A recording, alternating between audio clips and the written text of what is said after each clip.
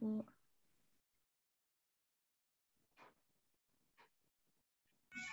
Izin share screen ya Ibu dan teman-teman. Silakan.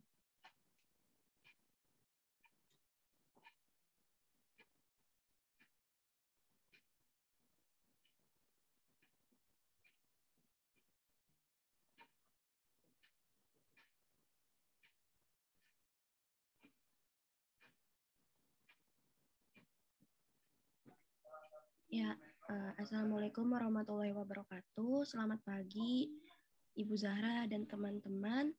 Kami dari kelompok 5 ingin mempresentasikan mengenai diskusi kami, yaitu mengenai perkembangan berjalan pada bayi atau disebut first step, dengan judul video Baby's First Step. Anggota kami yaitu ada Fadia Yasmin Robani, saya Nadira Junior Rizky, Nilzam Nasyid Robani, Putri Nabila, dan Salsabil Putri Indira. Ya, untuk selanjutnya akan dilanjutkan oleh rekan saya. Iya, selanjutnya ada perubahan fungsi otak terkait kemampuan anak pada video.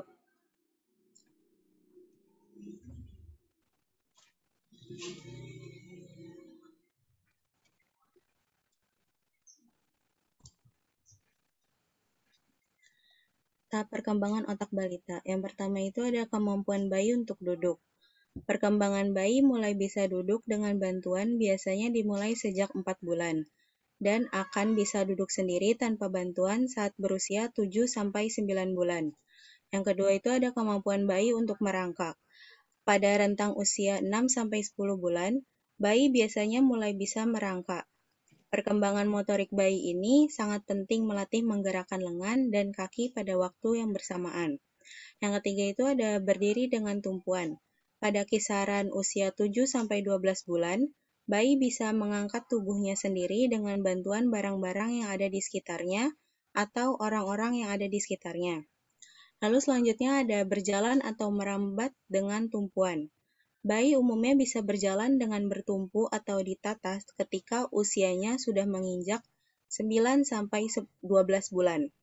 Lalu selanjutnya ada berdiri tanpa bantuan. Tahap ini merupakan bagian terpenting. Biasanya bayi mulai bisa berdiri tanpa bantuan saat usianya menginjak 7-12 bulan. Yang terakhir itu ada langkah pertama atau berjalan tanpa tumpuan.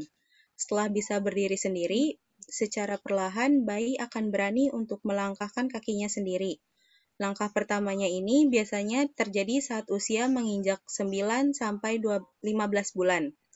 Tahap perkembangan bayi dari duduk hingga berjalan pada setiap anak memiliki perkembangan yang berbeda-beda. Selanjutnya akan dilanjutkan oleh rekan saya.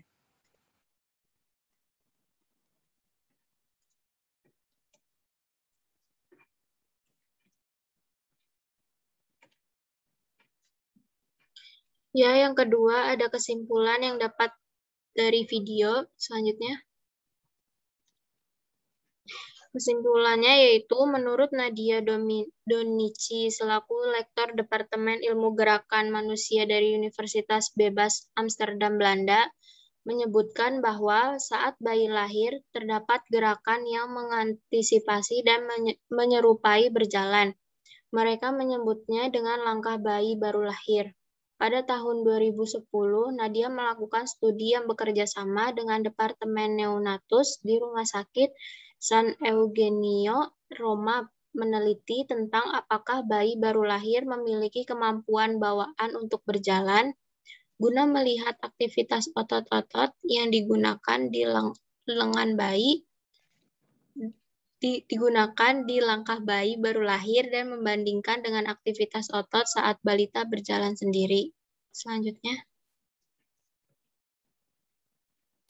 menurut Libby Cowgill selaku Lektor Antropologi Biologis Universitas Missouri, USA, yang terjadi selama masa perkembangan adalah tubuh memperkuat lebih banyak tulang pada sisi kaki untuk melawan gaya berjalan ke depan dan belakang. Tulang sendiri dipengaruhi oleh semua hal yang Anda lakukan setiap hari, seperti olahraga, bukan hanya penting bagi orang dewasa. Tulang yang secara aktif terbentuk di tubuh anak butuh stimulus agar dapat menjadi sehat.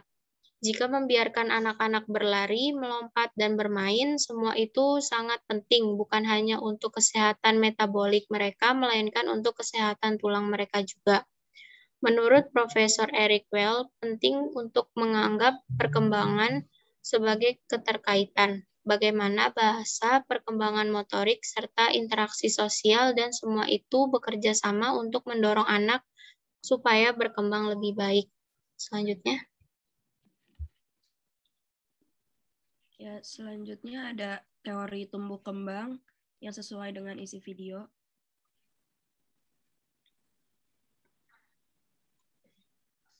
Peneliti menemukan aktivitas otot dari gerakan dasar yang sama, tetapi ada dua pola tambahan yang dibutuhkan saat bayi mulai berjalan sendiri. Untuk kali pertama, dua pola baru ini yang pertama berhubungan dengan momen injakan. Fase saat bayi menyentuh lantai untuk kali pertama. Yang kedua, selama fase tolakan, pelepasan, dan propulasi selama fase berjalan. Dengan begini, balita bisa mengendalikan gaya otot untuk berjalan, kecepatan bergerak, dan kapan serta di mana tepatnya mereka menurunkan kaki. Dari hasil penelitian tersebut, terdapat konfirmasi hipotesis awal bahwa bayi terlahir dengan kemampuan berjalan bawaan. Menurut Sandrock tahun 2011, perkembangan dan pertumbuhan mengikuti prinsip cephalocauda dan proximodistal. Prinsip cephalocauda merupakan rangkaian di mana pertumbuhan yang tercepat selalu terjadi di atas, yaitu di kepala. Pertumbuhan fisik dan ukuran secara bertahap bekerja dari atas ke bawah. Perkembangan sensorik dan motorik juga berkembang menurut prinsip ini. Contohnya, bayi biasanya menggunakan tubuh bagian atas sebelum mereka menggunakan tubuh bagian bawahnya. Nah, prinsip proximodistal atau dari dalam keluar, yaitu pertumbuhan dan perkembangan bergerak dari tubuh bagian dalam keluar. Anak-anak belajar mengembangkan kemampuan tangan dan kaki bagian atas yang lebih dekat dengan bagian tengah tubuh, kemudian bagian yang lebih jauh dilanjutkan dengan menggunakan telapak tangan dan kaki, dan akhirnya jari-jari tangan dan kaki. Ini referensinya. Ya, sekian. Terima kasih presentasi dari kelompok kami. Kepada teman-teman, apa ada yang ingin ditanyakan?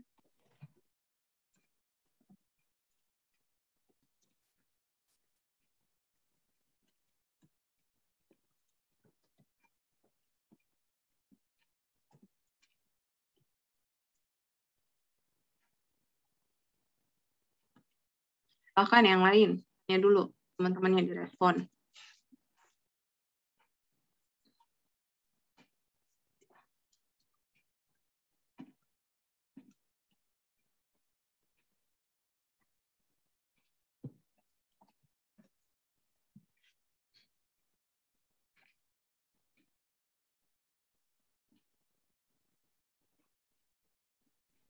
Ya, kepada teman-teman, apa ada yang ingin ditanyakan?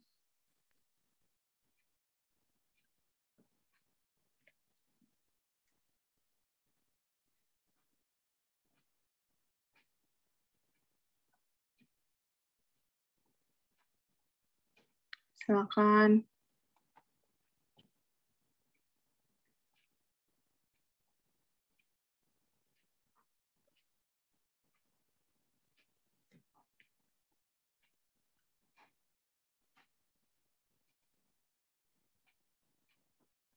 Ini yang lain pada kemana?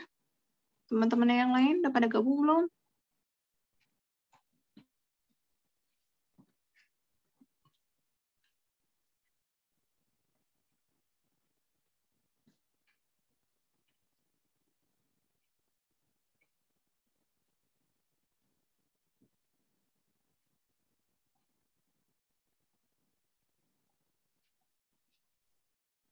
Izin menjawab, Bu. Sedang kami hubungi, Bu, yang belum joinnya, Ibu. Oh, yang lainnya gimana?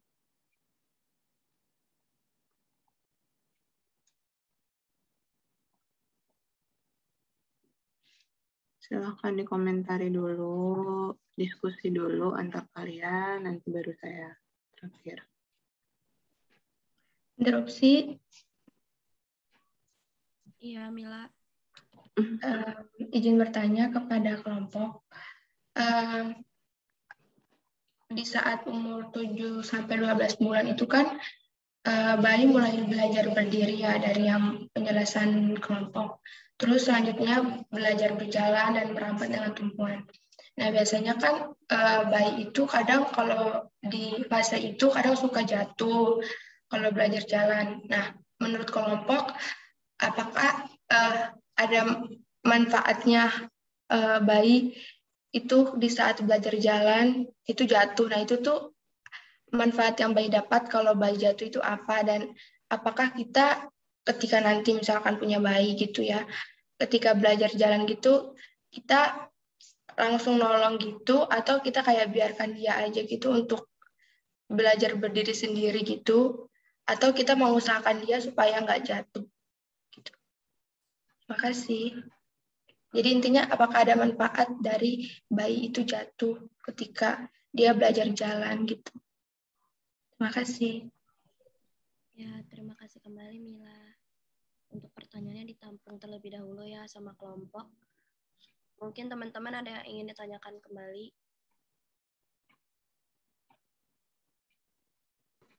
Interupsi. Iya, Giska. Ya, terima kasih atas kesempatannya kelompok. Sebenarnya perkenalkan nama saya Giska Ramadianti, izin bertanya. Tadi pada bagian teori tumbuh kembang itu kan dikatakan bahwa peneliti itu menyimpulkan bayi itu terlahir dengan kemampuan berjalan bawaan. Nah, pada kata-kata kemampuan berjalan bawaan itu, apakah memang semua bayi itu memang memiliki kemampuan berjalan bawaan? Dan menurut kelompok, kalau misalkan ada bayi yang tidak memiliki kemampuan berjalan bawaan, itu berpengaruh dalam tumbuh kembangnya. Menurut kelompok, bagaimana pernyataan dari peneliti tersebut yang mengatakan bahwa bayi itu memang terlahir dengan kemampuan berjalan bawaan? Terima kasih. Ya, terima kasih Giska. Mungkin teman-teman ada yang ingin ditanyakan kembali.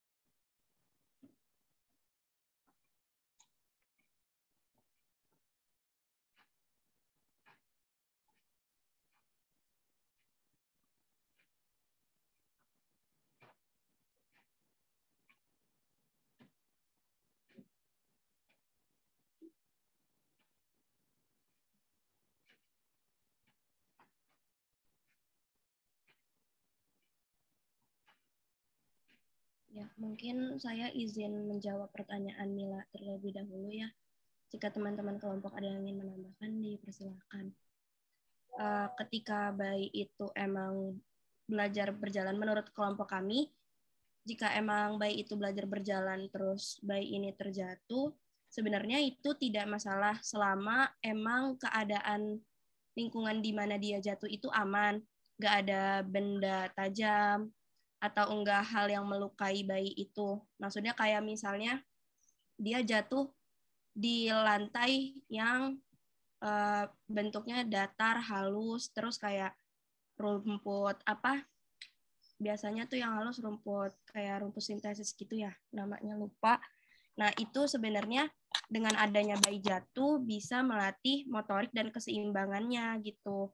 Jadi keseimbangannya itu bisa jauh lebih baik. Terus motivasi dia berjalan juga lebih lebih bagus gitu, karena ketika dia jatuh pasti kan dia penasaran ingin mencoba lagi gitu untuk belajar berjalan. Kalau menurut saya gitu. Mungkin kelompok ada yang ingin menambahkan?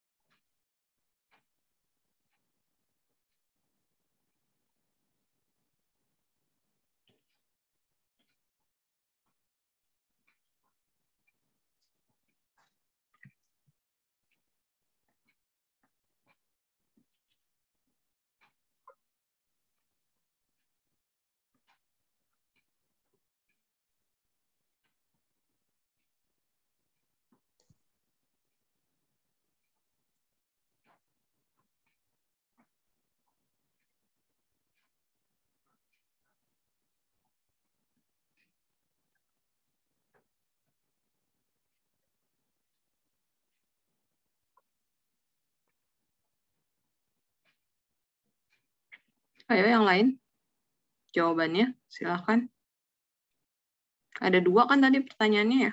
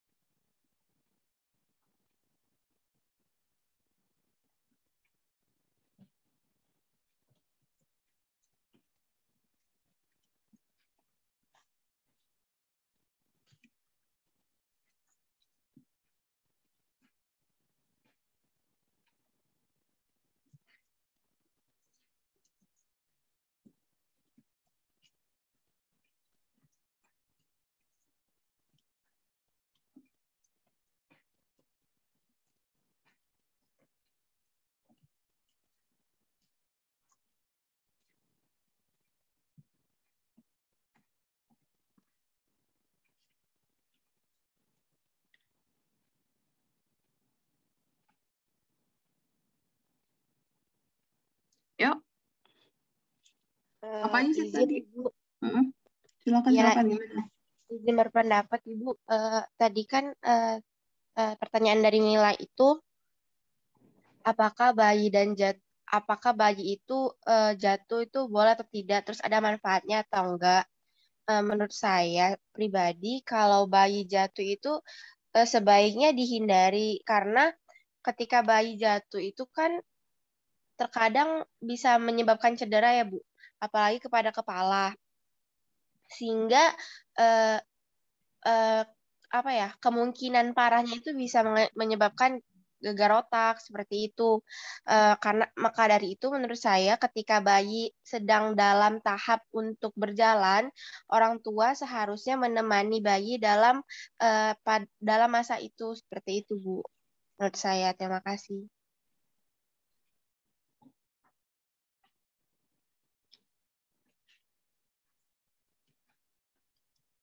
Jadi pertanyaannya apa aja selain yang jatuh?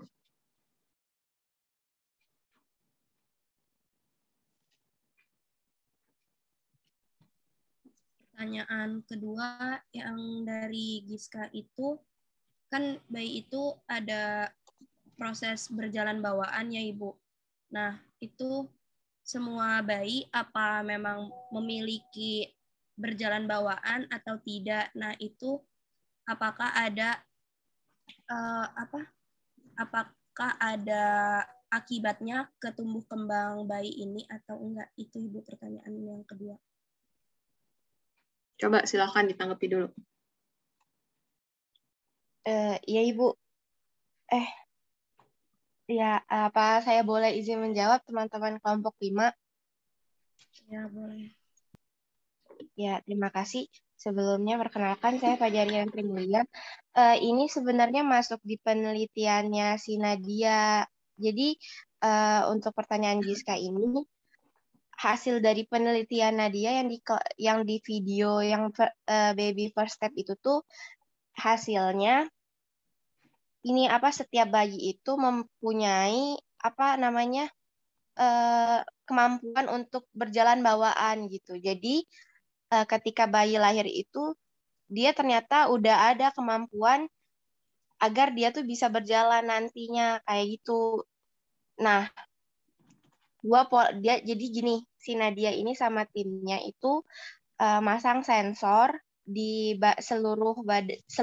di badan bayi untuk tahu untuk mengecek sensor elektrik pada otot bayi. Nah, hasilnya itu mereka itu menemukan aktivitas otot dari gerakan dasar. Tapi ada 2 pola tambahan yang dibutuhkan saat bayi mulai berjalan sendiri untuk kali pertama. 2 pola ini yang pertama berhubungan dengan momen injakan, fase saat bayi menyentuh lantai untuk kali pertama. Yang kedua, selama fase tolakan, yaitu pelepasan dan propulsi selama fase berjalan. Dengan begini, mereka bisa mengendalikan gaya otot untuk berjalan, kecepatan bergerak, dan kapan serta di mana tepatnya mereka menurunkan kaki. Jadi dari awal itu walaupun bayi nggak bisa berjalan, menurut penelitian Nadia, mereka tuh udah ada refleks untuk berjalan gitu, walaupun harus dipapa 70% dari berat tubuhnya. Seperti itu. Mungkin dari teman-teman dapat menambahkan. Terima kasih. Coba deh, semua pertanyaannya itu di-share screen di dalam PowerPoint yang kalian bikin, biar kelihatan diskusinya gimana. Jawaban beserta dengan pertanyaannya apa.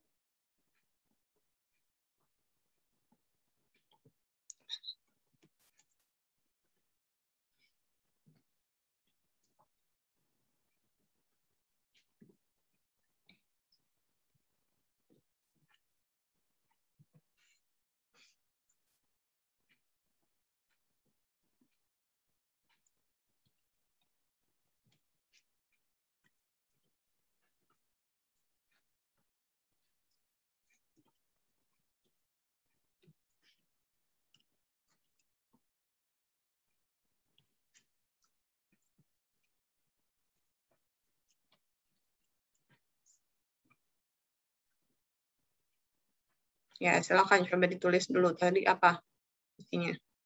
Jawabannya apa aja.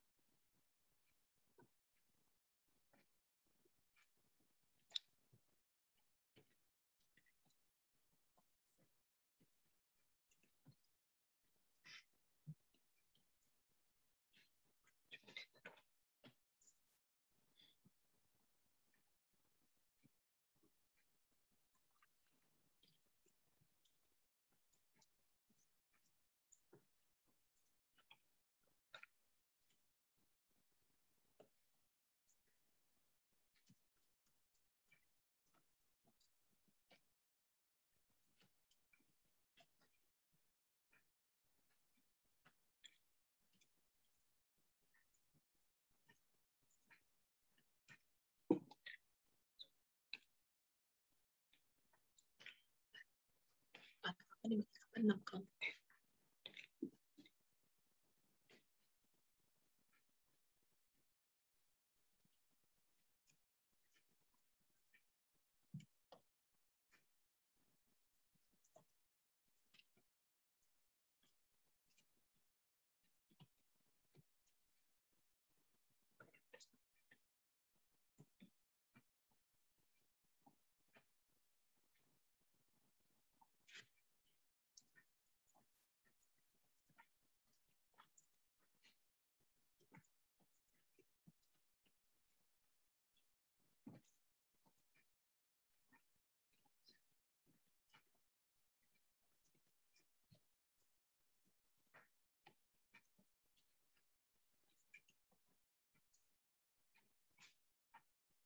Ya, silakan ditulis tadi.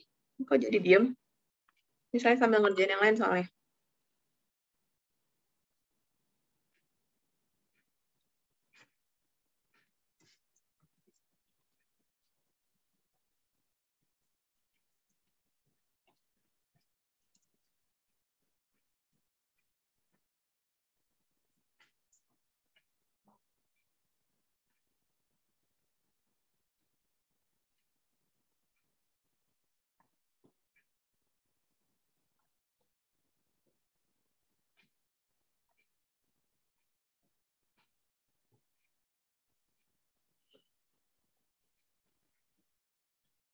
Oke, jika bayi terjatuh saat belajar berjalan, apakah boleh dan apa manfaat bayi jatuh pada saat belajar berjalan? Bayi terlahir dengan kemampuan berjalan bawaan. Apakah terjadi pada semua bayi baru lahir?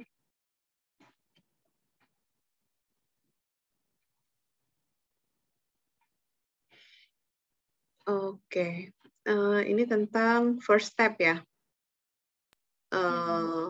videonya. Menurut milestone tumbuh kembang normal, anak bisa berjalan itu pada usia berapa? Mulai mampu belajar berjalan pada usia berapa?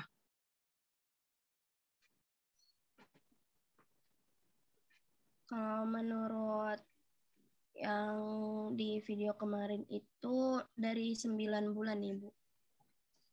Dari 9 bulan sampai Ya. flat nya atau warning-nya sampai usia berapa?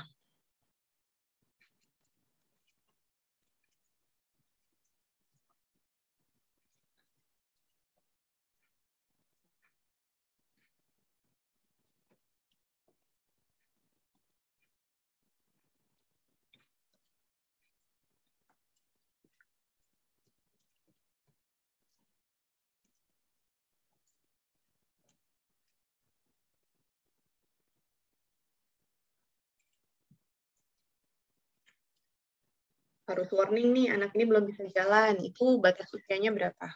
Sama aja kan kayak bicara, itu ada warningnya tuh, batas usia berapa. Kalau misalkan dia belum bisa bicara, harus segera di treatment, dibawa ke ahli.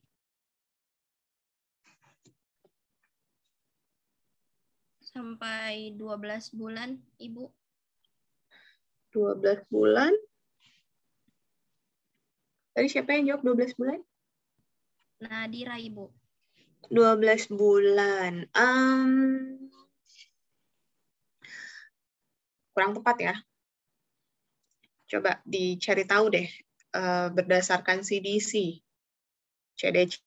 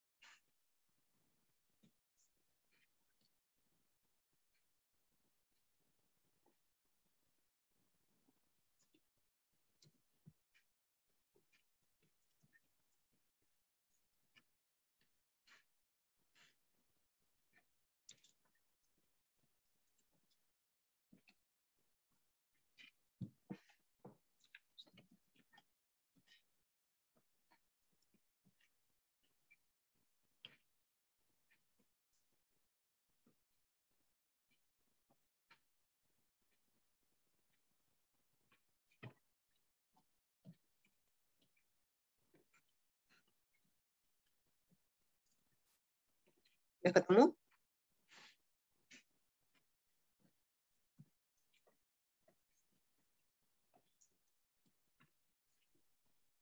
Ibu yang tadi Ibu bilang itu CDC ya, Bu? Ya, betul. Ya. Kalau yang saya dapat itu yang berdiri sendiri tanpa bantuan sekitar 12 bulan dan akan mulai berjalan pada usia yang sama atau 1-2 bulan setelahnya. Itu menurut Pusat Amerika Serikat untuk Pengendalian dan Pencegahan Penyakit atau disebut CDC, Ibu. Benar tidak, Ibu? Jadi anak yang jadi gini, kemampuan berdiri seorang anak itu dipengaruhi oleh beragam hal ya. Beragam hal itu, jangan deh kita lagi ngomongin ini dulu. Milestone ya, sorry. Milestone itu untuk anak bisa berdiri dia membutuhkan kekuatan otot tungkai yang baik. Tapi ternyata nggak hanya itu. Dia juga membutuhkan keseimbangan dan koordinasi. Anak-anak sudah mulai bisa berjalan, bukan berjalan, sudah mulai bisa berdiri untuk kemudian base atau dasar dari berjalan, itu diawali pada usia 9 bulan. Betul. Mungkin ada yang lebih cepat, tergantung dari stimulasi yang diberikan oleh orang tuanya. Nah, yang menjadi red flag atau warning adalah ketika usia anak 18 bulan menurut CDC. Kalau misalnya dia masih belum bisa berjalan seimbang dengan kedua ekstremitasnya. Dalam artian tidak berpegangan ya, tidak rambatan. Ya. Kalau misalkan jalan rambatan, berpegangan dengan benda-benda yang ada di sekitarnya, itu red flag-nya 12 bulan. Gitu. Jadi harus dilihat dulu nih, ketika kalian ingin mengetahui ingin mengetahui tubuh kembang normal seorang bayi, juga harus dipastikan bagaimana warningnya. Kalau nggak tercapai gimana nih? Nggak tercapainya itu di usia berapa? Itu harus dipahami dulu. Gitu. Jadi kadang kalau misalnya kalian ngebaca di satu referensi literatur, itu kan hanya dituliskan rentang ya. Bisa berjalan itu rentangnya sekian sampai sekian.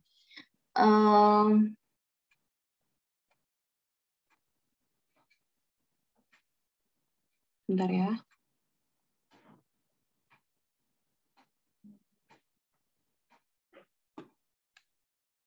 Bentar.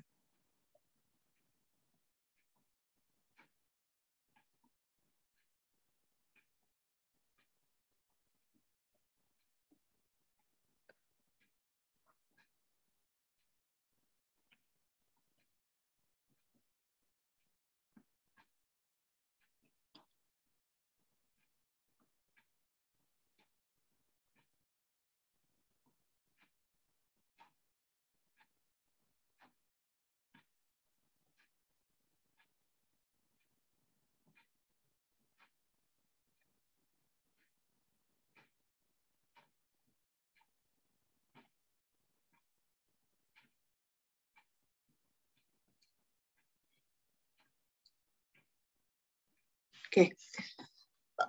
Jadi maaf. Ini ngurusin kakak tingkat kalian yang mau preklinik minggu depan soalnya.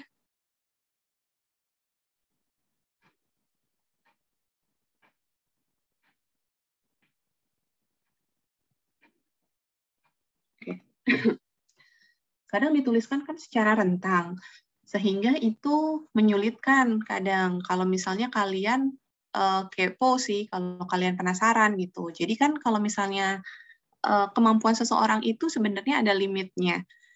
Sampai kapan sih limitnya itu dikatakan normal dan dikatakan abnormal, harus ketemu ahli. Nah, itu kalian harus punya critical thinking sejauh itu untuk bisa memahami milestone tumbuh kembang anak. Jadi nggak hanya rentang semata-mata, oh iya kalau misalkan mau berjalan itu mulai usia 9 sampai 15 bulan. Nah, 9 sampai 15 bulan kan di sini kan dibilang 9 sampai 15 bulan ini kayak gimana nih? Apakah yang bisa semuanya di usia seperti itu, atau rata-rata emang anak-anak Indonesia emang rata-rata bisa jalan di usia segitu. Kemudian kalau misalkan yang bisa jalan di usia 9 bulan sama yang baru bisa jalan di usia 15 bulan, apa nih bedanya? Harus ada critical thinking seperti itu sehingga kalian bisa menemukan literatur yang valid. Ternyata gitu kan, oh ada warningnya nih bahwa yang 9 bulan itu adalah langkah pertama biasanya, atau biasanya diawali dengan rambatan. Langkah pertama itu bukan berarti dia bisa melangkah sendiri tanpa berpegangan ya. Jadi bisa berjalan itu pegangan 9 bulan. Rambatan. Ya, karena kan di sini ada 2 nih yang bilang. 2 poin. Di poin yang nomor bukan poin sih ya, nih simbol yang titik yang keempat sama titik yang keenam dibilang berjalan atau merambat dengan tumpuan itu 9 sampai 12 bulan. Terus dibilang yang ke bawahnya lagi 9 sampai 15 bulan kan. Itu kan ada bentrokan tuh di situ, sama-sama dimulai usia 9 bulan. Ya, harusnya ini bisa menjadi apa ya? Rumusan pertanyaan. Sebenarnya jadi jalan merambat dulu atau langsung bisa jalan nih tanpa pegangan. Gitu. Jadi kalau misalnya kalian punya critical thinking seperti itu akan terkuak nih. Oh, ternyata faktanya itu adalah usia 9 bulan rata-rata bayi di Indonesia itu sudah bisa mulai berjalan dengan rambatan, berpegangan dengan benda-benda di sekitar. Sampai di usia menginjak usia di atasnya mulai bisa keseimbangannya udah mulai bagus, tapi kalau misalkan sampai usia 18 bulan, dia baru bisa berjalan dengan rambatan, dan belum bisa berjalan seimbang tanpa berpegangan, itu menjadi tanda-tanda yang harus segera dievaluasi oleh para dokter maupun para ahli di bidangnya. Nah, sekarang saya mau tanya ke kelompok, apa saja faktor yang bisa mempengaruhi keterlambatan berjalan pada seorang bayi?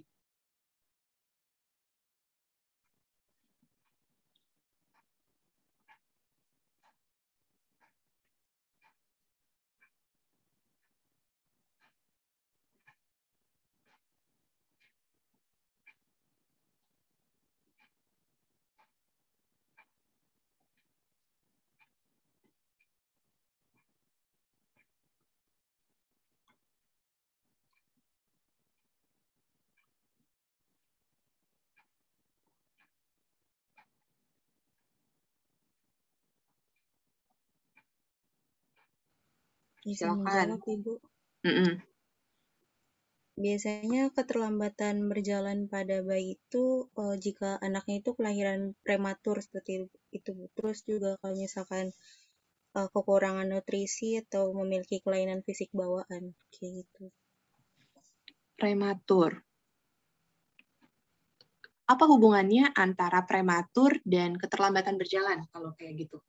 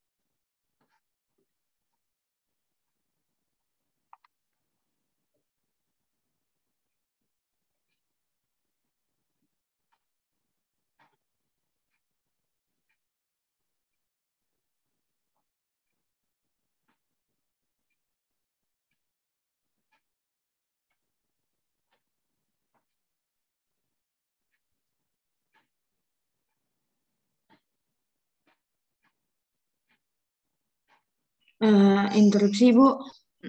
Silakan. Mohon izin coba berpendapat ya, Bu. Menurut saya kenapa bayi prematur itu bisa mengalami keterlambatan berjalan? Karena kan bayi prematur kan yang secara kasar itu bayi yang lahir sebelum hari H-nya dia lahir gitu ya, Bu. Jadi pematangan dan kesiapan organ-organnya buat survive di dunia saat dia lahir itu belum siap secara sempurna gitu, Bu. Makanya dia jadi mengalami keterlambatan berjalan kayak yang kita lagi bahas. Terus kan kalau berjalan itu kan aspeknya banyak, dari keseimbangan, terus dari penglihatannya si anak. Nah, kalau dari yang saya baca di Google itu, anak prematur biasanya kayak keseimbangan sama penglihatannya tuh nggak sepakem anak yang lahir sesuai HPL gitu, Bu.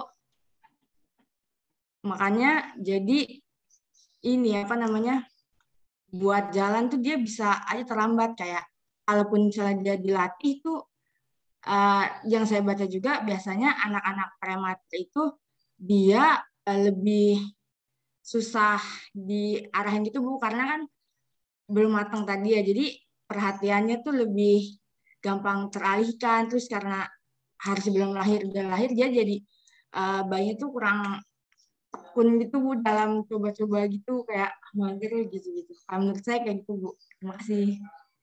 Oke, good job ya, Melin. Ini luar biasa loh, bisa memberikan analogical thinking dan critical thinkingnya oke banget ya. Keep up the good work jadinya, Melin. Jadi benar sebenarnya apa yang disampaikan oleh Melin. Jadi tinggal saya rapikan nih susunan bahasanya. Banyak hal sebenarnya yang bisa mempengaruhi keterlambatan berjalan pada bayi. Benar juga tadi kata Mbak Salsabila, salah satunya adalah prematur. Kemudian apa hubungannya dengan prematur dan keterlambatan berjalan? Bayi dengan prematur itu adalah bayi yang lahir sebelum HPL. Ada hal-hal yang harus disempurnakan, dioptimalkan ketika seorang janin itu masih di dalam kandungan. Ya, kalau misalnya kemarin kita flashback dengan beragam pertumbuhan dan perkembangan organ selama masa kandungan itu masih berproses ya. Makanya ditentukan nih di dalam masa kandungan memang butuh waktu at least 38 sampai 40 minggu. Kenapa di usia tersebut? Karena pada usia tersebut semua organ termasuk ekstremitas dan otot itu siap untuk bisa survive. Betul kata Melin. Untuk bisa survive ketika si bayi itu lahir ke dunia. Survive-nya untuk apa? Untuk mencukupi kebutuhan dirinya. Caranya dengan apa? Dengan melakukan mobilisasi, gitu kan, dengan melakukan pergerakan. Nah, pada bayi-bayi yang prematur, biasanya dikatakan prematur itu kan berarti dia lahir kurang dari 38 minggu. Ada yang 35, baru 37 gitu. Ada beberapa minggu yang menjadi gap di sana, yang harusnya masih bisa dioptimalkan proses pertumbuhan dan perkembangan organnya di dalam kandungan, ini ke-skip. Akhirnya apa? Kalau misalnya kalian pernah atau misalnya baca atau mungkin nonton film terkait dengan anak-anak yang prematur, itu biasanya ada dua usianya. Ada usia bukan usia normal ya, usia biologis, dan ada usia koreksi.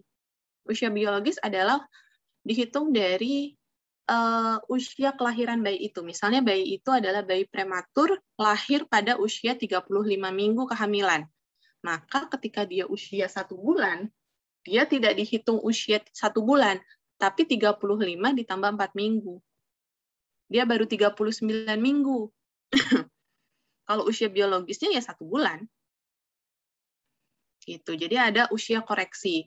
Begitu juga ketika akan mencapai suatu proses tumbuh kembang.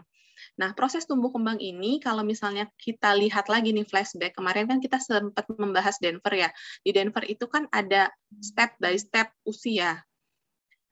Kemampuan bayi pada usia berapa itu bisa tercapai. Nah, pada bayi yang prematur, hal tersebut menjadi harus terstimulasi lebih dulu. Karena dia udah keburu lahir nih di dunia. Makanya dia harus bisa survive dong, gitu kan. Namun secara biologis, kemampuan struktur organnya masih belum siap. Sehingga bayi-bayi yang prematur itu harus, bukan harus ya, apa namanya, dia pokoknya harus dapat menerima stimulasi yang lebih dibandingkan anak-anak yang lahir cukup bulan. Kenapa? Karena untuk mendukung organ-organnya untuk siap. Siap dalam arti mencapai kemampuan tumbuh kembang pada tahapan usia berikutnya. Gitu. Jadi dia harus sering dapat stimulasi nih supaya tumbuh kembangnya itu sesuai dengan usia biologisnya at least. Tapi bila pada usia biologisnya dia belum bisa mencapai tahapan tumbuh kembangnya, maka itu masih bisa plus minus dari usia koreksinya. Katakanlah gini, harusnya kan milestone normal untuk bisa berjalan merambat itu 9 bulan ya. 9 bulan itu berapa minggu? 54 bukan sih? 9 kali 4, 36 ya. Ya kan? 9 kali 4 minggu, 36. 36 minggu. Nah, dia lahir pada prematur nih, 35 minggu. Ya kan? Berarti ada gap berapa minggu nih di sana? Kalau misalnya kita atur 35 minggu, normalnya kan 38 ya. Kelahiran gestasi itu kan 38 sampai 40 minggu. Oke, katakanlah kita mentokin jangan mentokin, kita atur ke 38. Berarti ada gap 3 minggu nih, dia masih bisa mengejar ketertinggalan tersebut. Ya, jadi nggak pas 9 bulan dia bisa berjalan, it's okay. Masih bisa ditambahin 3 minggu lagi. Nah, selama 3 minggu itu, kita lihat apakah dia bisa berjalan atau enggak. Tapi bukan dalam arti selama dia mau proses berjalan, terus nggak dapat stimulasi apa-apa, udah dibiarin aja secara alami. Nggak gitu juga ya. Gitu. Semakin banyak stimulasi yang diberikan, akan semakin bagus kualitas seorang anak untuk bisa melakukan kapasitas tumbuh kembangnya, kemampuan tumbuh kembangnya. Gitu, ya. Itu yang pertama. Salah satunya memang benar, prematur. Yang kedua adalah sering digendong. Anak-anak yang sering digendong akan terlambat untuk berjalannya. Kenapa? Karena ketika digendong, walaupun sebenarnya baru-baru ini banyak campaign di Instagram ya, kalau kalian lihat, itu banyak campaign tentang ajakan orang tua untuk lebih sering menggendong anaknya. Alasannya apa? Karena yang pertama, bayi baru lahir itu masih bingung. Bingungnya kenapa? Karena dia merasa masih bagian dari tubuh ibunya, padahal dia udah keluar. Makanya digendong, supaya dia masih merasakan kehangatan dan kehadiran ibu atau orang-orang yang sering berada dalam pengasuhannya dia. Supaya dia nggak takut untuk menghadapi dunia ini yang asing. Ya. Bayi baru lahir itu masih belum punya pengalaman apa-apa nih untuk bisa bertahan di dunia yang brutal ini gitu kan. Jadi dia masih butuh sosok yang bisa dipercayakan untuk bisa menggantungkan hidupnya. Memang betul, untuk digendong itu nggak salah memang. Cuman sampai kapan? Itu yang harus diperhatikan. Ternyata ketika seorang bayi sudah bisa mencapai kemampuan mobilisasi pertama, itu kan mobilisasi pertama dicapai bayi ketika usia 6 bulan ya. 6 bulan itu ketika dia bisa duduk mandiri, tegak. Walaupun sebenarnya pada usia 3 bulan udah bisa berguling, itu kan sudah mulai bisa dibiarkan gitu loh. Cuman ketika dia sudah lebih mandiri, dalam arti dia sudah bisa lapang pandang, itu sudah lebih luas, sehingga ketika dia melakukan aktivitas sehari-hari, itu objek-objek yang ada di sekitarnya bisa kelihatan. Usia 6 bulan itu sudah bisa mulai dibiarkan dia mengeksplorasi lingkungannya, sehingga dia bisa lebih aware. Ya, bisa lebih aware terhadap apa yang ada di hadapannya. Dia bisa merumuskan nih, dia bisa menyusun strategi. Oh, saya mau ngambil mainan ini misalnya. Berarti mainan ini adanya di atas rak. Gimana cara saya untuk bisa mengambil mainan itu? Gitu kan? Mobilisasi dan strategi yang bisa disusun bayi kan sebatas itu tuh ketika usia 6 bulan. Udah mulai bisa dikurangi. Gitu. Tapi juga tidak berarti nggak digendong sih, karena namanya bayi baru hidup 6 bulan, masa udah mau ditinggalin begitu aja, dibiarin gitu aja, nggak juga kan, gitu, nggak dibenarkan. Jadi porsinya harus pas, supaya apa? Supaya bonding dari cara menggendong bayi itu tetap dapat, tapi tidak mengganggu keterlambatan tumbuh kembangnya si bayi. Sehingga ketika dia siap, kedua kakinya sudah kuat, core-nya udah bagus, terang kontrolnya itu juga udah oke, kemudian stabilitas berdirinya juga udah baik, dia siap untuk berjalan. Sehingga tadi ada yang bilang nih, salah satu teman-teman di sini, kalau misalnya untuk persiapan berjalan, boleh dilakukan stimulasi dengan cara membedakan tekstur, dengan misalnya berdiri atau berjalan di atas rumput sintetis, artificial grass misalnya. Oke, nggak apa-apa. Itu mengenalkan tekstur yang beragam pada kaki-kaki bayi. Supaya apa? Supaya muncul body awareness pada bayi. Ketika body awareness muncul pada bayi, bayi sadar, oh aku punya kaki. Kakiku bisa merasakan ini, dan kakiku bisa diminta untuk melakukan gerakan-gerakan yang seperti ini. Nah, body awareness muncul, maka akan muncul suatu inisiasi gerakan. Akhirnya tercipta suatu locomotion atau pergerakan yang runtut. Untuk mencapai tumbuh kembang dia, kita lagi ngomongin berjalan ya. Jadi tumbuh kembang berjalannya dia. Kemampuan dia berjalan. Jadi memang betul harus diinisiasi dengan stimulasi. Stimulasinya bisa dengan beragam tekstur. Misalnya dengan artificial grass. Nggak punya artificial grass, ya udah pakai rumput aja. Nggak punya rumput, pakai pasir. Nggak ada pasir, Bu, rumah saya nggak di tepi pantai, misalnya gitu. Pakai aspal, jadi jalan barefoot, tanpa alas kaki. Itu juga bisa menjadi salah satu input stimulasi untuk body awareness, untuk propriosepsi. Gitu. Nih, sekarang saya mau tanya di sini. Teman-teman di sini ada nggak sih yang ngerasa jijian, yang ngerasa gelisah ketika nyeker tanpa alas kaki di pasir? Bawaannya pengen bersih-bersih aja. Begitu masuk nih kita ke pantai misalnya, kalian kemana ya yang paling bagus pantainya. Terus abis gitu nggak pakai ini dong, nggak pakai alas kaki dong, nggak pakai sendal, nggak pakai sepatu dong, gitu kan, jalan-jalan tanpa ini. Ada nggak yang kayak gitu? Risih nih bawaannya pengen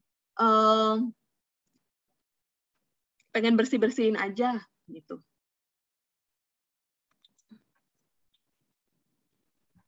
Enggak, Bu. Nggak ada ya? Oke.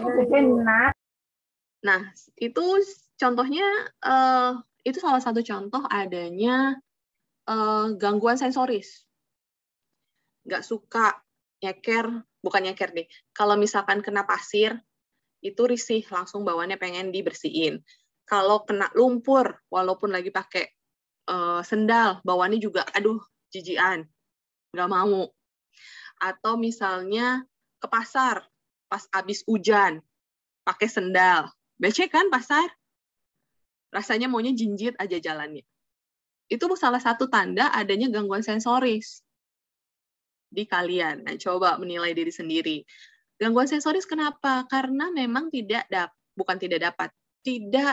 waktu masih tahapan tumbuh kembang di usia kurang dari 12 bulan, belum optimal stimulasi yang diterima oleh teman-teman semua nih, sehingga muncul suatu gangguan sensoris yang mungkin kita ngerasa, ih, nggak enak nih, gitu kan, pengennya bersih-bersih aja, gitu. Itu biasanya terbawa dari kondisi di rumah, misalnya orang tua kalian itu tipikal orang tua yang suka bersih-bersih, semuanya harus rapi, semuanya harus tertata, dan nggak boleh ada debu atau air becek-beceknya sama sekali. Nah, itu akan bisa mempengaruhi sistem sensoris si anak. Anak jadi nggak terbiasa tuh untuk hal-hal yang seperti itu. Makanya kadang nggak salah sih, ada kan tagline iklan yang bilang berani kotor itu baik? Nah, itu emang benar. Berani kotor itu baik. Kenapa? Karena itu sebenarnya untuk melatih stimulus sensori pada seorang anak. Gitu. Semakin seorang anak terstimulus sensoris dengan baik di usia kurang dari 12 bulan, maka pondasi-pondasi sensoris yang kemarin kita belajar lewat pyramid of learning itu bisa terbangun dengan baik.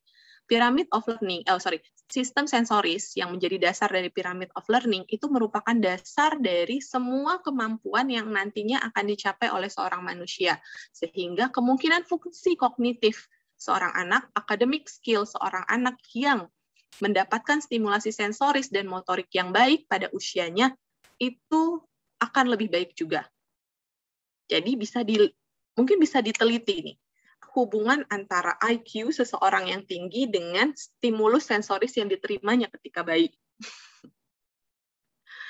Gitu. Jadi secara teori sih itu ya yang disampaikan. Oke, selanjutnya tadi apa lagi ya pertanyaannya? Kita jawab.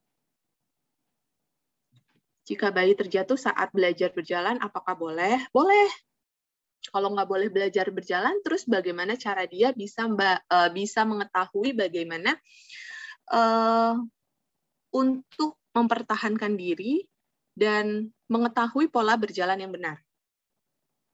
Ya, jadi yang namanya jatuh saat berjalan atau kepentok saat belajar merangkak, ya anak-anak kalau misal bayi-bayi yang baru bisa merangkak itu kadang merangkaknya kalau udah mahir suka buru-buru, suka cepet banget, ya kayak lari merangkaknya. Itu kadang kalau misalnya nggak diawasin dan dia terlalu heboh bisa kejedot meja lah, kejedot ujung sofa lah, gitu kan?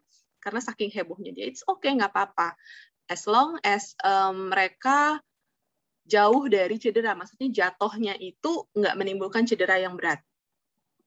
Ya, gitu. Jadi boleh apa enggak? Boleh. Tujuannya apa tadi? Jadi ketika dia jatuh dalam posisi berdiri, lagi belajar berdiri terus jatuh, it's okay, nggak apa-apa. Manfaatnya apa?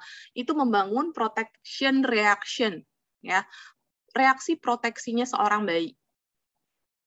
Reaksi proteksi seorang bayi itu diatur oleh refleks primitif. Refleks primitif yang dipunyai oleh semua bayi di dunia ini ketika lahir. Apa itu parachute? Pernah dengar parachute refleks? Parachute refleks itu adalah salah satu refleks primitif yang nantinya akan berubah ketika dewasa menjadi suatu reaksi proteksi ketika seseorang itu jatuh. Parachute itu caranya gimana? Jadi kalian megang pinggangnya bayi, terus arahin kepalanya ke bawah. Nah, itu nanti kedua tangannya bayi akan turun ke lantai. Salah satunya itu. Atau ketika dia duduk, didorong ke kiri ke kanan, nggak beraturan depan belakang, kemudian tangannya itu akan berusaha menopang badannya supaya nggak jatuh. Itu juga reaction protection yang bisa dinilai dari posisi duduk. Apa yang bisa dasarnya apa? Dasarnya untuk reaction protection adalah kemampuan bayi taktil dan propriosepsinya atau body awareness-nya dia. Oh, dia sadar nih bahwa tubuhnya miring. Kalau tubuhnya miring dia jatuh, kalau jatuh dia jadi sakit gitu. Makanya dia butuh proses mempertahankan diri supaya tetap tegak. Bila si protection reaction-nya bermasalah, kemungkinan dia ada masalah, misalnya nggak ada ya ketika digeser ke kanan, digeser ke kiri, itu nggak ada refleksnya, kemungkinan dia mengalami gravity insecurity. Apa itu gravity insecurity? Nanti kalian akan lebih belajar mendalam nanti di FT Pediatri semester 5 sepertinya. Cuman gravity insecurity itu adalah ketakutan terhadap ketinggian. Bukan ketinggian sih, ketakutan terhadap gravitasi. Jadi kalau misalkan dia terlalu tinggi, misalnya anak-anak yang duduk di ayunan, ya ada beberapa anak yang memang tidak mengalami delay development dan memang lahir dengan baik-baik saja dan berkembang dengan sesuai dengan tahapan perkembangannya. Tapi ketika kita ngasih pertama kali main di ayunan gitu, mungkin aja dia takut Mungkin karena memang karena protection reaction-nya memang belum berkembang secara optimal, atau memang belum pernah terstimulus, sehingga ketika diajak main ayunan, dia takut. Ya, dia ngerasa nggak ada tumpuan nih di dalam tubuhnya, sehingga dia nggak bisa mengkontrol tubuhnya, dan body awareness-nya nggak berkembang dengan optimal. Gitu. Ya, itu kalau berlanjut secara patologis biasanya terjadi pada anak-anak cerebral palsy yang memiliki gravity insecurity yang sangat tinggi. Mereka, anak-anak yang CP, anak-anak disabilitas dengan CP, itu akan tampak banget deh, takut ketika kakinya nggak menumpuk. Ya, anak-anak CP itu kan biasanya mengalami spastisitas di area ekstremitas bawahnya ya, sehingga sulit untuk menumpuk. Dan ketika kita posisikan duduk aja di bench itu di mana ya? Di tempat duduk jongkok gitu ya, yang kecil, terus kakinya nggak menumpuk, dia pasti akan takut. Padahal nggak bergerak ya, bench-nya itu ya, si tempat duduknya itu nggak bergerak. Dia pasti akan takut. Nah, balik lagi ke manfaat bayi jatuh tadi. Jadi, ketika si bayi jatuh, dia bisa mengoptimalkan body awareness-nya, taktil dan propriosepsinya berkembang, kemudian reaction protection-nya juga berkembang dengan baik. Sehingga dia belajar untuk apa nih? Untuk melakukan trunk control, untuk aktivasi otot core muscle-nya, dan untuk strength dari si ekstremitasnya juga terlatih. Jadi banyak hal yang bisa dipelajari ketika seseorang itu terjatuh. Berkali-kali dia jatuh, maka akan semakin bagus kualitas dia bangun ke berdirinya. Oke, yang kedua, pernyataan peneliti mengenai bayi terlahir dengan kemampuan berjalan bawaan. Apakah terjadi pada semua bayi baru lahir, dan jika pada seorang bayi tidak memiliki kemampuan itu, apakah akan berpengaruh pada tumbuh kembangnya? Oke, kemampuan berjalan bawaan. Ini tadi Mbak Fajariana nih, saya ingat ya. Tadi bilang bahwa memang semua bayi itu memiliki kemampuan berjalan, walaupun baru lahir. Kadang-kadang kalau misalkan kalian ngelihat berita-berita populer tentang selebritis yang baru aja lahiran, ketika anaknya diposisikan berdiri, kemudian ketiaknya dipegang, aksilanya dipegang, kemudian posisi berdiri, ih anakku udah bisa berdiri loh. Ya, ih anakku udah bisa berdiri loh, padahal baru usia 5 bulan, 6 bulan. Oh, itu bukan bisa berdiri, Bu, gitu. Kalau misalnya kalian bisa ketemu ya dengan dia diedukasi bahwa itu adalah refleks bayi. Setiap bayi di dunia ini kalau diposisikan berdiri pasti bisa berdiri. Terus kalau misalkan posisikan berjalan, melangkah di ground alas yang datar, kemudian dipegang ketiaknya, aksilanya sama kita, dia akan punya respon berjalan, bukan berjalan sih, melangkah, kakinya akan melangkah ke depan masing-masing. Itu memang refleks bayi, kalau nggak ada justru bahaya. Kalau refleks bayi ketika diposisikan di kakinya, kita berdirikan, terus kakinya diposisikan di alas yang datar, akan melangkah, stepping refleksnya nggak ada, justru ada kemungkinan rusaknya sistem saraf pusat. Mungkin si bayi mengalami CP kalau nggak ada. Gitu. Jadi itu bukan memang bayinya bisa berjalan, tapi itu refleks yang memang ada di setiap bayi di seluruh dunia ini. Dan harus hilang ketika usia tertentu. Nanti kalian belajar lebih dalam lagi nih tentang refleks-refleks primitif yang apa aja, kemudian munculnya di usia berapa dan harus hilang di usia berapa, dan akan berubah menjadi kegiatan atau aktivitas apa nantinya. Gitu, kayak stepping reflex ini. Stepping reflex ini akan mulai muncul ketika usia dari lahir ya. Dari lahir akan ada dan akan hilang ketika bayi siap untuk berjalan. Jadi usia 9 sampai 9 bulan lah ini akan mulai menghilang dan berubah menjadi strength yang ada di ekstremitas untuk kesiapan si bayi berjalan. Gitu. Jadi kalau nggak ada mungkin dia mengalami patologis dan harus diperiksa oleh ahlinya, oleh para profesional.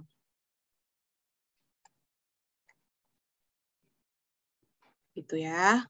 Kemudian Sebentar. Ada beberapa hal yang mau saya new writing speech.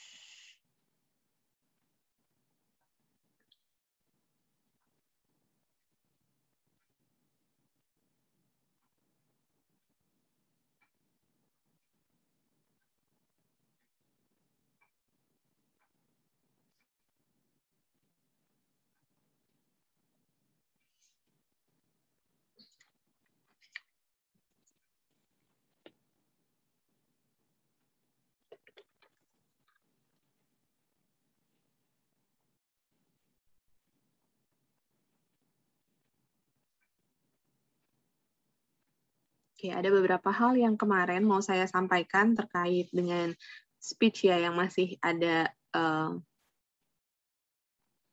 Boleh saya dikasih izin buat share screen? Oke, sebentar ya.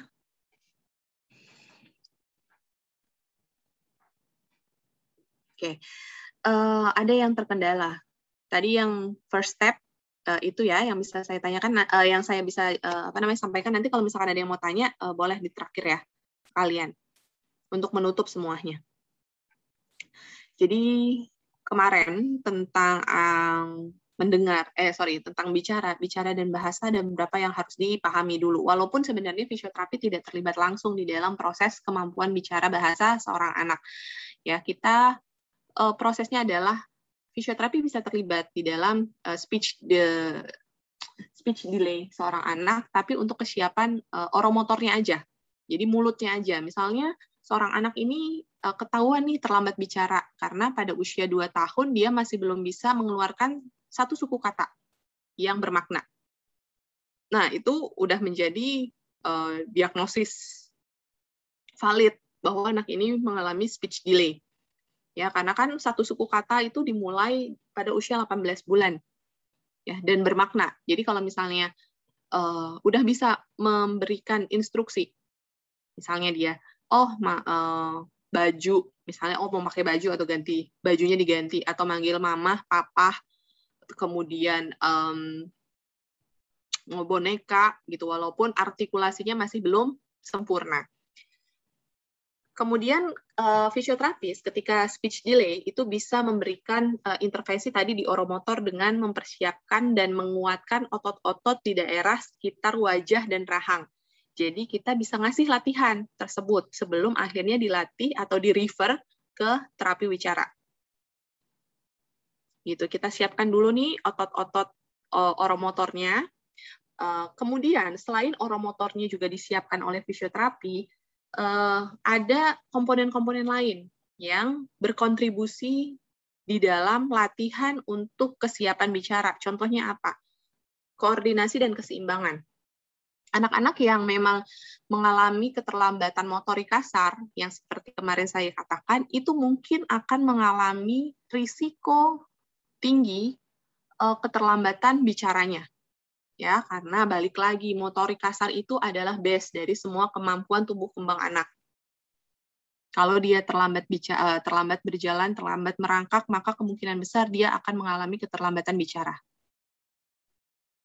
Gitu. Karena komponen untuk menyusun kemampuan bicaranya itu masih belum optimal berkembangnya. Jadi kita optimalkan itu semua. Ya. Gitu. Caranya dengan apa? Ya kuatkan lagi taktil propriosepsinya, body awareness-nya ditingkatkan, keseimbangannya ditingkatkan, lebih banyak bermain, stimulasi motorik, sensoriknya, gitu kan. Ajak misalnya anak-anak kan kalau misalkan udah bisa berjalan merambat, kemudian persiapan untuk bicara, ya ajak anak-anak untuk lebih sering bercerita, mendongeng, gitu kan. Read aloud. Ya, read aloud itu mendongeng dengan nyaring. Baca aja semua, sampaikan semua cerita apapun kepada anak-anak dari usia baru lahir, bahkan dalam kandungan. Cerita apa aja sekencang mungkin supaya dia dengar dan paham beragam kata dan bahasa yang sering digunakan sehari-hari di lingkungannya. Kemudian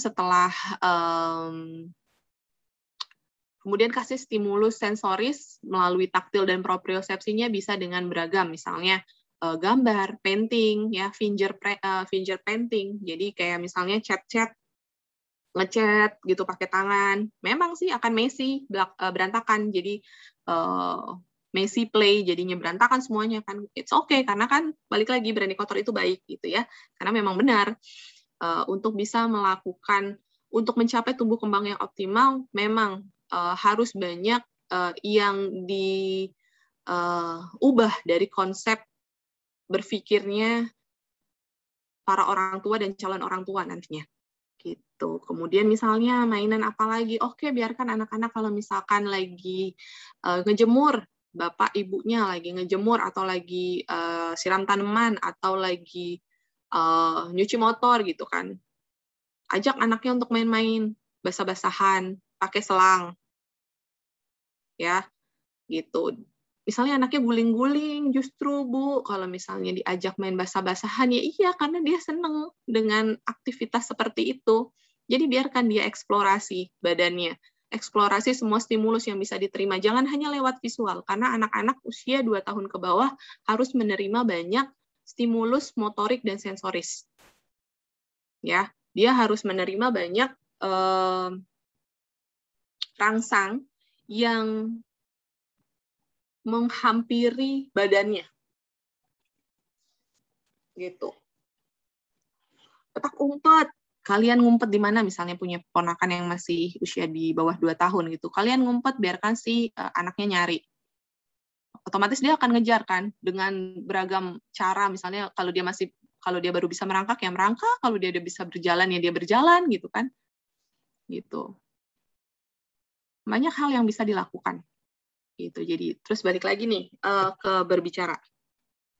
Berbicara itu seperti yang kemarin sudah beberapa saya sampaikan, mulai dari kandungan.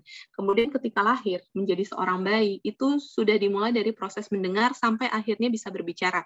Jadi untuk bisa mengerti bicara bahasa sepenuhnya, seorang bayi itu harus belajar mendengar dulu. Sebenarnya ini adalah pengingat ya, reminding buat kita juga nih bahwa sebelum kita bisa bicara, mengungkapkan sesuatu hal kepada orang lain, siapapun itu, yang lebih muda, yang sejawat, maupun yang lebih tua dibandingkan kita, jauh lebih tua dibandingkan kita harus belajar mendengar dulu nih. Baru kita bisa mengungkapkan, berbicara. Supaya apa? Supaya kita bisa mengenal beragam hal yang mungkin terjadi dari apa yang kita bicarakan. Nah, kalau pada bayi, dia akan berusaha mendengar dari mainan-mainan suara-suara orang yang berada di sekitarnya. Ya, ketika dia sudah mulai mendengar, ya, step berikutnya adalah menyadari. Dia sadar akan hal-hal tersebut. Oh, mainan icik-icik yang kerincingan itu bisa mengeluarkan suara kalau digoyangin atau dibenturin ke suatu objek, baru bisa ngeluarin suara.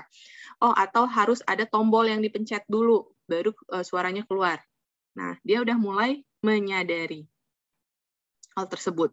Kemudian kalau misalkan ternyata suara orang-orang di rumahnya yang biasanya ada rame-rame, terus tiba-tiba jadi sepi, dia akan mulai mencari tahu. Ya, penasarannya itu udah mulai terbangun, rasa penasarannya dari proses menyadari tersebut. Kemudian berikutnya adalah memperhatikan. Ya, dia udah mulai memperhatikan dan mulai menunjukkan ketertarikan terhadap apa yang ada di sekitarnya. Misalnya ketika ada orang lain, orang asing, atau anggota keluarga yang baru ketemu sama dia, kemudian say hello, sapa, dan akhirnya dia tersenyum. Nah, itu adalah suatu proses untuk bisa bicara. Walaupun itu sebenarnya adalah interaksi sosial ya. Tapi itu adalah tahapan seseorang bayi untuk bisa bicara. Kemudian setelah dia memperhatikan, masuk ke yang hijau ini mendengarkan. Dia sudah mulai familiar nih dengan suara-suara yang ada di sekitarnya, sehingga dia akan menoleh ketika dipanggil. Oh, Mama manggil aku. Dia udah mulai noleh. Oh, Bapak manggil aku. Dia mulai menoleh. Oh, ada yang nyalain Cocomelon nih, kan disamperin sama dia. Gitu kan. Yang Instagram sekarang kan gitu banyaknya. Nah, berarti anak-anak yang sedang diuji sama orang tuanya itu sebenarnya sudah masuk ke dalam proses mendengarkan dan sudah familiar dengan suara tersebut. Karena memang sudah sering mendengar. Setelah dia masuk ke proses mendengarkan, dia masuk ke proses tahapan memahami. Dia memahami kata-kata yang sedang dibicarakan di lingkungannya. Misal, oh Bapak lagi meeting nih, Zoom meeting sama rekan-rekan kerjanya. Oh Bundanya lagi ngajar nih sama mahasiswa-mahasiswanya, misalnya gitu. Ya, oh dia udah mulai tahu nih kalau yang ini namanya hidung, yang ini namanya mata, gitu. Dia udah mulai paham, gitu. Terus bisa mengubah dari satu kata menjadi suatu gerakan. Misalnya dadah, ayo dek dadah dadah, gitu kan. Biasanya anak-anak suka kayak gitu. Dia udah mulai paham. Oh dadah tuh kayak gini gerakannya. Ayo deh, misalnya kiss bye, gitu kan. Oh dia udah masuk ke proses memahami, gitu. Ya, sampai di proses memahami akan keluar satu vokal yang membuat dia merespon terhadap suara yang didengarkan, ya, atau masuk ke tahapan bermain vokal. Bermain vokal di sini dia biasanya tadi selain dengan melambaikan tangan, kemudian dia udah mulai meniru bunyi-bunyi. Ya, misalnya gini, si bayi kalau ngelihat cicak itu suka excited, ya dia suka manggil-manggil cicak, atau misalnya ngelihat kucing, oh udah bisa manggil-manggil kucing, terus nunjuk sambil ngomong oh gitu, atau meng gitu kan, udah bisa ngomong kayak gitu. Nah itu udah berusaha belajar bermain vokal nih si bayi, sampai akhirnya semua vokal ini sudah terstimulus dengan baik, dia siap untuk berbicara. Nah kalau di sini sih dibilangnya ada beberapa ocehan yang sudah diucapkan oleh bayi, kayak misalnya kita sudah mulai mendengar nih orang-orang di sekitarnya, orang-orang dewasa di sekitarnya sudah mulai mengenal nih ocehan bayi ketika dia lagi excited, senang, dengan excited, kesel, marah, karena nggak ada yang memperhatikan dia, misalnya kayak gitu. Ya, ocehannya mungkin akan terdengar sama, tapi intonasinya yang berbeda. Nah, dia udah masuk ke dalam proses bicara sebenarnya, walaupun artikulasinya masih belum bagus. Gitu. Jadi ada 7 tahap sampai si seorang anak itu benar-benar bisa berbicara. Ya, karena berbicara ini sebenarnya adalah suatu proses yang rumit.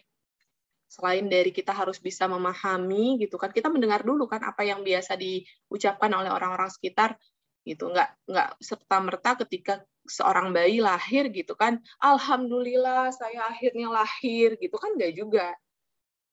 Walaupun sebenarnya dia sudah sering mendengar kata-kata tersebut gitu kan. Nggak ada juga gitu, bayi lahir, ayo Pak kita kongko dulu di Starbucks gitu kan. Capek nih habis keluar dari rahimnya Bunda gitu.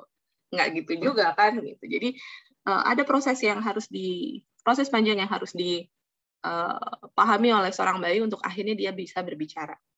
Gitu. Jadi memang untuk tumbuh kembang manusia ini banyak multidisiplin profesi yang terlibat, nggak hanya dari sisi medis, tapi juga dari penunjang medis. Nah, fisioterapis salah satunya ini masuk ke dalam penunjang medis. Fisioterapi sendiri di sini juga nggak bisa menyelesaikan masalah tumbuh kembang ini sendirian. Kita butuh multidisiplin profesi. Jadi, apa yang bisa kita lakukan ketika sudah sejauh ini teman-teman di sini yang memang nantinya sudah selesai dari masa perkuliahan dan akan berpraktik gitu, kita harus paham betul job desk kita masing-masing apa, porsi kita itu masing-masing apa. Jadi orang yang pintar itu, orang yang ahli itu bukan orang yang bisa menyelesaikan semuanya sendiri, tapi yang bisa menyelesaikan kemampuannya itu sesuai dengan job desk-nya masing-masing gitu. Ya kayak Pak Habibie kan seorang yang dikenal dengan bisa membuat pesawat, tapi sebenarnya bukan pesawat yang bisa dia ciptakan, dia ahli dalam membuat sayap pesawat. Gitu pun halnya dengan fisioterapis gitu. Jadi beberapa kompetensi fisioterapis itu memang kalau misalnya kalian terjun nanti di lapangan akan terlihat gray area. Jadi ada potongan-potongan nih yang mungkin banyak orang yang akan terlibat di dalamnya. Itu yang harus buat batasannya supaya kalian bisa tahu nih kalian sampai mana. Itu jadi sampai nanti akhirnya kalian bisa berproses menjadi seorang fisioterapis itu masih panjang perjalanannya. bangun critical thinking sedini mungkin gitu, bangun analytical thinking sedini mungkin, dan ungkapkan semuanya itu di dalam forum ruang diskusi supaya apa yang kalian pikirkan itu bisa tersampaikan, jangan hanya jadi unek-unek aja. Ya, jadi itu bisa membangun kapasitas diri kalian. Oh, kalian itu punya kualitas segini loh, gitu. Ya, sampai sini ada yang mau ditanyakan?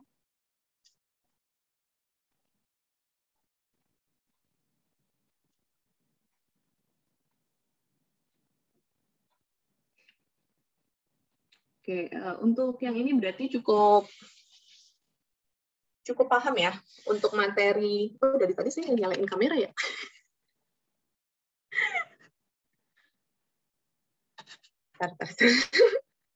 Padahal sudah di-set. Oh iya.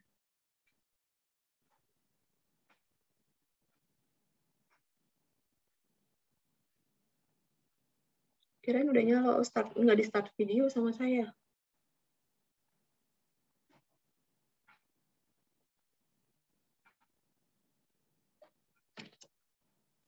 Oke. Jadi intinya ketika sampai di tumbuh kembang, sedang mempelajari proses tumbuh kembang manusia itu kompleks ya. Jadi nggak hanya sebatas kemampuan yang saya sampaikan tadi, kemampuan tumbuh kembangnya dia, tapi ada banyak organnya yang harus berkembang juga, kemampuan tumbuh kembang secara per komponen ya. Kayak misalnya tadi kan ada motorik kasar, ada motorik halus, ada bicara bahasa, dan yang terakhir adalah personal sosial biasanya. Gitu. Itu semuanya saling berkaitan satu sama lain. Jadi mulai nih ini kan semester 3 ya kalian. Mungkin nanti semester 4 sudah mulai mendalami masing-masing kompetensi. Mata kuliah kompetensi fisioterapi. Udah mulai bisa nih dilihat kalian sukanya di ranah apa. Misalnya mau mempelajari pediatri lebih dalam, ya ulas dengan secara lebih dalam lagi si ilmu-ilmu pediatri itu akan seperti apa dan bagaimana gitu. Atau mungkin mau jadi FT fisio olahraga gitu kan, gantiin Pak Ari ya.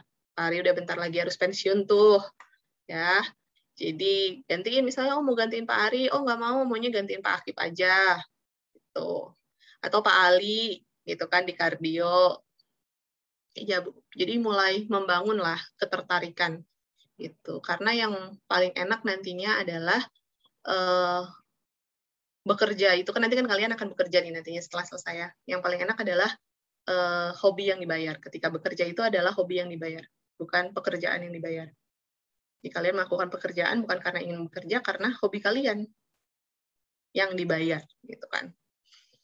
Itu saya ingat banget dari salah satu senior saya, seorang fisioterapi di Bogor gitu.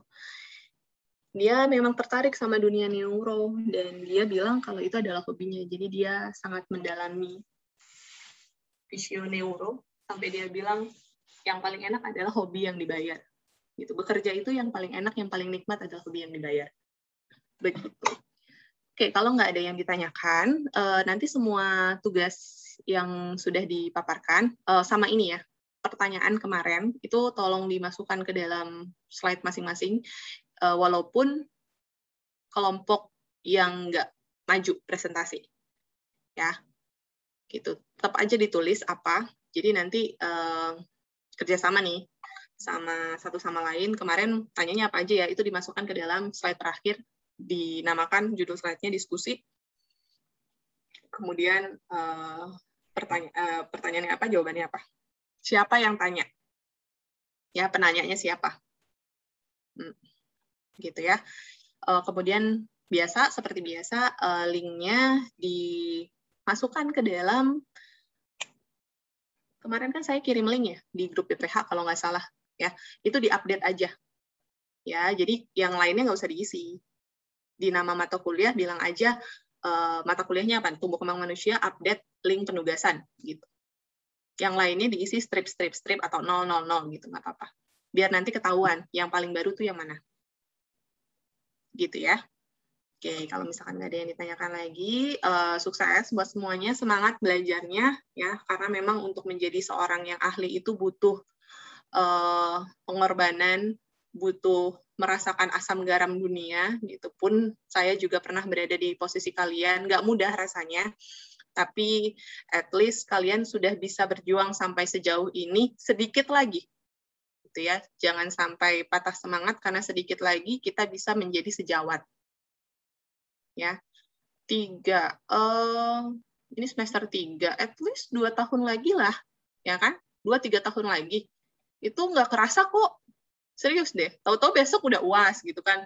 Udah UAS nanti tahu-tahu semester 4. Terus nanti ketemu saya di praktek klinik, udah deh. Gitu kan. Kalian akan menghadapi dunia. Karena dunia perkuliahan itu sebenarnya adalah dunia yang paling asik menurut saya. Dibanding dunia pekerjaan ya. Kalau pekerjaan itu udah kalian bertanggung jawab atas diri sendiri deh. Yang dicaci maki gitu kan sama klien, padahal kayaknya gue udah ngasih yang terbaik, dicaci maki juga sama atasan, padahal gue udah ngelakuin apa yang dia kerjain, yang dia tugasin gitu kan. Perkuliahan itu adalah dunia yang paling enak soalnya. Ya, kuliah dan SMA. SMA kan lagi cinta-cintaan ya. Sekarang ini udah nggak sempet kayaknya. Ya walaupun nggak sempet juga, harus disempet-sempetin gitu kan. Jangan juga nanti, pokoknya misinya harus menemukan gebetan ini selama perkuliahan. Gitu. Ya. Oke, kalau gitu saya cukupkan perkuliahan hari ini. Terima kasih untuk atensinya. Untuk sama saya berarti sudah selesai ya pertemuannya. Ada lagi nggak? Udah selesai kan? Biar nanti ketemu pas UAS. Pokoknya nanti kalau materi dari saya pas UAS, apa yang kita diskusikan, apa yang kita pelajari di sini, itu akan keluar. Yang saya titip adalah coba belajar tentang, dan download ya, tentang Pyramid of Learning. Ya, download di catatan masing-masing, dibaca, dipahami masing-masing, at least dari sana nanti saya juga akan kasih beberapa soal terkait tumbuh kembang. Terima kasih semuanya. Saya akhiri. Wabillahi taufiq wal hidayah. Wassalamualaikum warahmatullahi wabarakatuh. Waalaikumsalam. Terima kasih semuanya. Saya izin live ya. Ya, Ibu.